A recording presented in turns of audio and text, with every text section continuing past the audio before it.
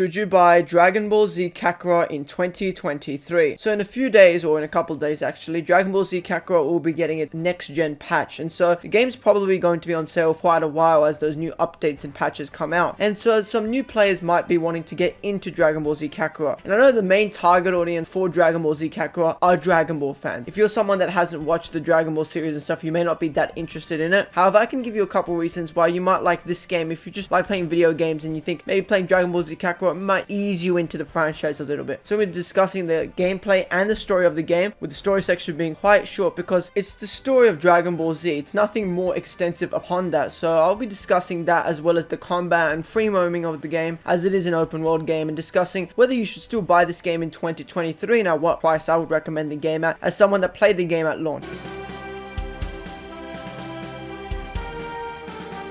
Well, first I guess I'll touch upon the story of Dragon Ball Z Kakarot. It's the same Dragon Ball Z story that we've seen in countless other Dragon Ball Z video games. Many Dragon Ball Z video games have already done this, and some in greater detail as well. So Dragon Ball Z Kakarot's iteration of that isn't going to be anything too spectacular. Well, however, I still think that the well-drawn animation still makes this story quite a good one, especially to be seen in Dragon Ball Z Kakarot. It's quite extensive in what it's doing. It covers the entire Dragon Ball Z saga, all the way from the Saiyan saga to the end of the Buu saga. And if this is your first time experiencing the Dragon Ball Z story, you're going to be in for a good time here, because the game does do justice to that, which is why it's over 25 hours long, because it really does go into the depth of the Dragon Ball Z story. However, I do still have some complaints about the story of Dragon Ball Z Kakarot. A lot of the deeper moments with the characters, or the more subtle moments with the characters, are missing from Dragon Ball Z Kakarot, or are just in dialogue boxes without voice acting, and sometimes that can take you out of the immersion of the story, and I don't like that how it works. And some of the key character moments that build these characters up is not present within the game, which can make it feel a little dry for some characters in some moments, which should have been exponentially bigger if they had such moments as they did in the show. I recommend, if you haven't already watched Dragon Ball Z or any other Dragon Ball content, watching Dragon Ball Z Kai is your best way to get into the series, and I've heard it's utterly fantastic, although I still watch the original Dragon Ball Z myself. So yeah, the story is quite good. Of course, Dragon Ball Z as a story is quite good as well. I really do enjoy the Dragon Ball Z story, and it's one of my favorite stories of all time. So you're going to enjoy that here. However, some of the moments here don't give justice to the characters and the plot points in the story. So I would recommend watching Dragon Ball Z Kai if you want to get into the Dragon Ball franchise. But as Dragon Ball Z Kakarot does serve its Dragon Ball Z narrative, it's quite good, and it's quite enjoyable to see played out, especially with the animation style and everything going on in the game. And it's still pretty good. It's the same Dragon Ball Z story, of course, so you're probably going to enjoy it if you enjoy Dragon Ball already.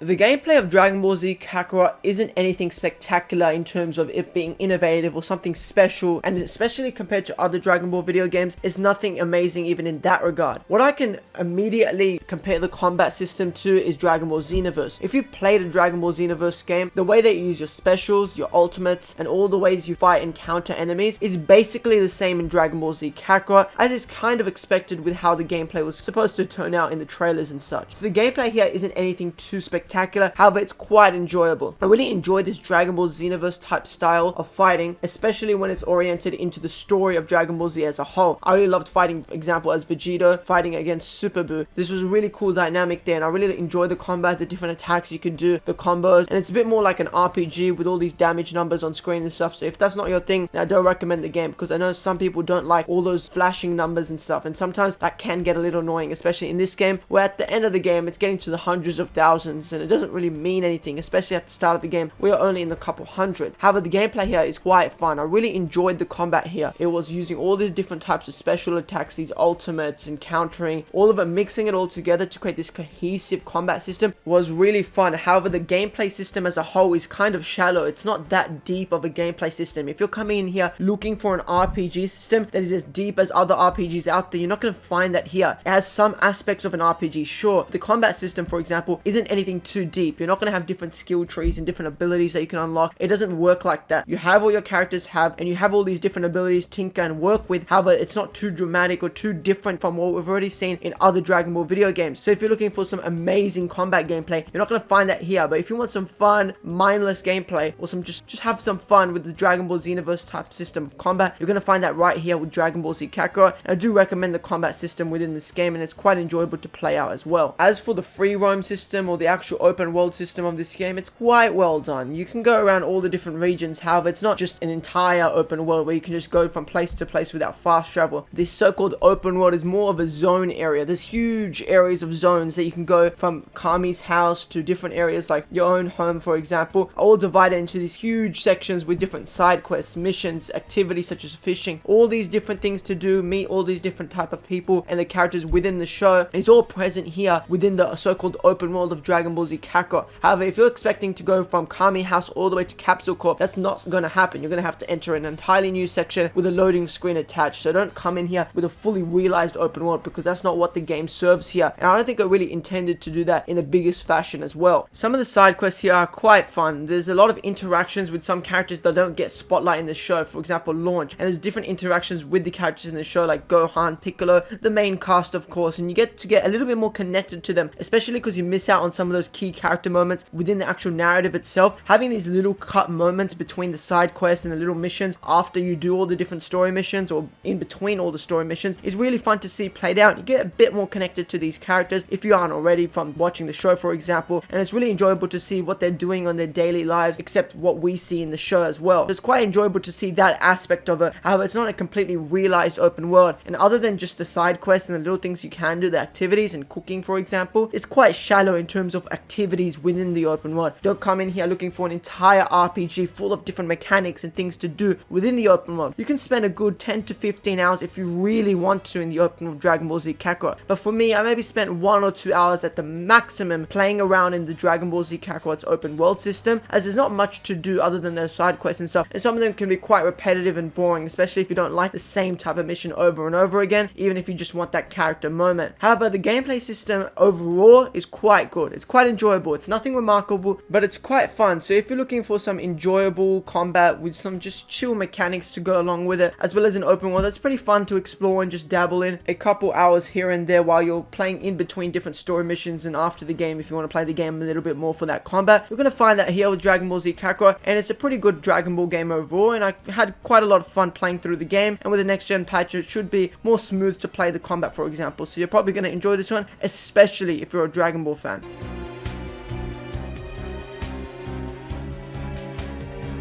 Well, my final verdict for the game would be that the game is about a 7.5 or 7 out of 10. It's quite a fun experience, but it's nothing too remarkable or spectacular that you're going to go out and talk about on the internet, for example. It's nothing that spectacular, but it's quite a fun game, something to dabble in while you have some spare time. And I really did enjoy playing through the game, and personally I would recommend the game about $40 or under for the game as well right now as well, and there's also DLC for the game if you want to check that out as well. Anyway, that's all from me for today's video. I hope you all did enjoy, and I'll see you all in the next one. Peace.